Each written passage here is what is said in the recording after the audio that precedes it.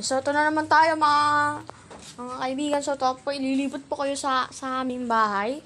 Po. So magsisimula na dito sa bahay at wala nang intro, start na. So, ito po yung lagyan na ng mga sapatos namin.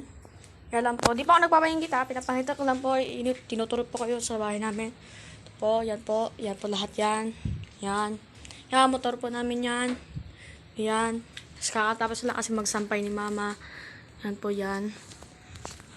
So, sa loob na po tayo. So, ito pa yung loob. Yan po. So, wala pa ako kasama na hindi. Umalis po sila. Yan po. So, ito pa yung computer. Diyan po ako naglalaro. Tapos, ito po yung aquarium. Which is, walang tubig.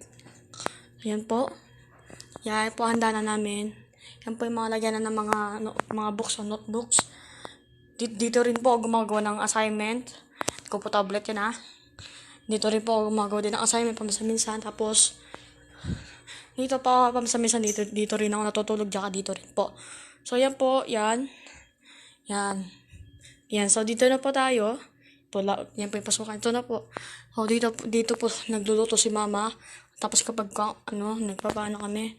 Tapos, dito rin yung mga lagyan na ng mga soy sauce. Ito. Mantika, vinegar, at edible oil. So, yan, mga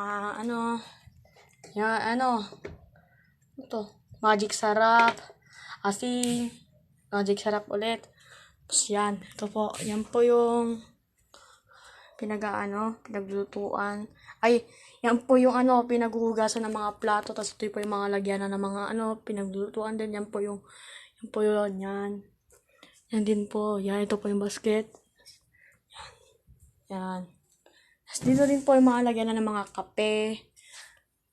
Tapos dito rin po yung mga lagyan ng mga biscuit. Which is walang laman. Mga kabisit. Yan po yung mga lagyan ng mga lata. Which is ubos na naman. Yung mga lagyanan din. Yan din po yung Tupperware. Tapos yan. Yan din po yung TV. Speaker. Yan. Dito na po tayo. Dito sa pinagkakainan namin. So, ito po. Yun. Ito po yung pinag-iinuman.